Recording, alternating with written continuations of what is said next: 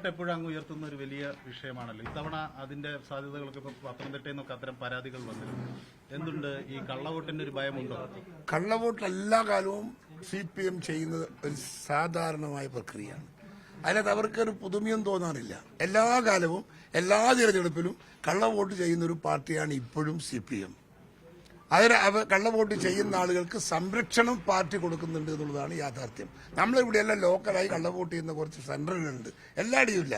Selected സെന്ററുകളിൽ കള്ളവോട്ട് ചെയ്യുന്ന party സ്ഥിരമായി അത് ആ ഒരു ക്രെഡിറ്റ് CPM-ന്റേതാണ്, ഓൺ ക്രെഡിറ്റാണ്.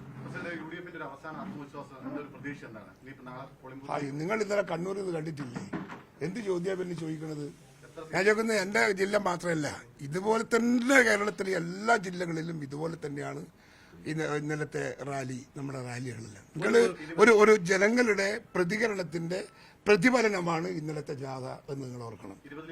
20 ഔട്ട് ഓഫ് 20 തന്നെ. ഞങ്ങൾ അന്ന് പറഞ്ഞ വാക്കിൽ നിന്ന് 1 ഇഞ്ച് നമ്മൾ വ്യതിചലിച്ചിട്ടില്ല. ഞാനല്ല, കോൺഗ്രസിന്റെ ഒരു നേതാക്കന്മാരും വ്യതിചലിച്ചിട്ടില്ല. എന്തുകൊണ്ടാ?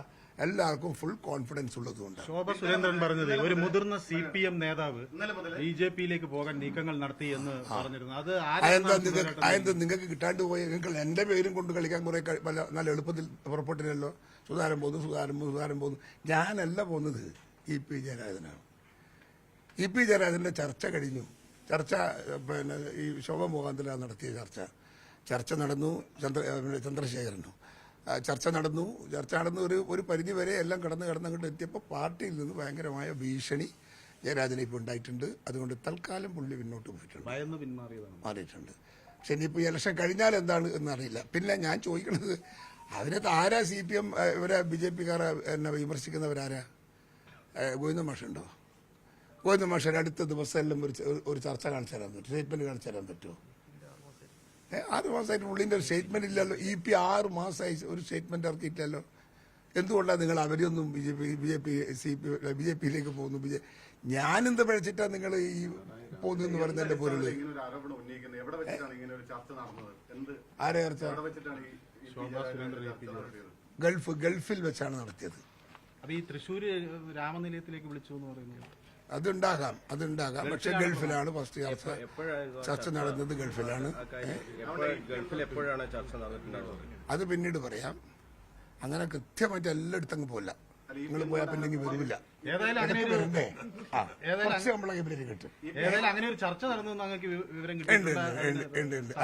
അതിനൊരു മധ്യവർത്തിയുണ്ട്. മധ്യവർത്തി തന്നെ നമ്മളിലൊക്കെ പറഞ്ഞ വിഷയമാണ്. മധ്യവർത്തിന്റെ പേരൊന്നും ഞാൻ പറയുന്നില്ല, അത് ശരിയല്ല. മഹാരാഷ്ട്ര ഗവർണർ സ്ഥാനമാണോ?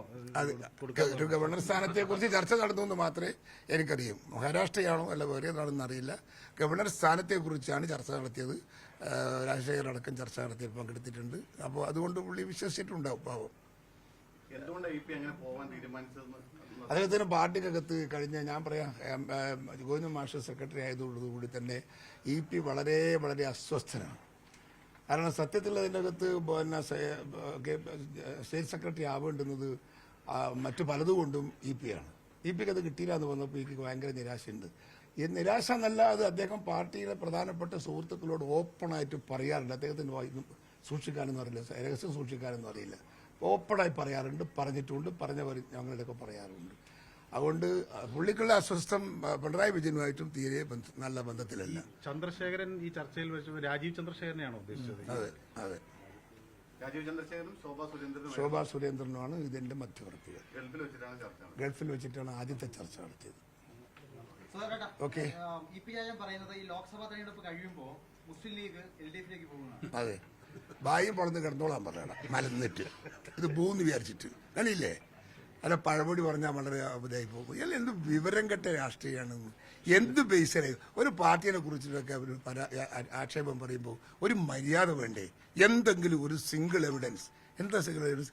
ലീഗെല്ലാം നമ്മളെപ്പോൾ കോൺഗ്രസിനേക്കാൾ വാശിയിലാണ് മുസ്ലിം ലീഗൊക്കെ. ഞങ്ങൾ അവരുടെ ധൈര്യം ബന്ധപ്പെടുന്നവരാ, നമുക്കറിയാം. അവര് ഒരു അസ്വസ്ഥതയുമില്ല. ഒരു അസ്വസ്ഥതയും അവർക്ക് മുന്നണി സംവിധാനത്തിൽ ഒരു അസ്വസ്ഥതയും അവർക്കില്ല.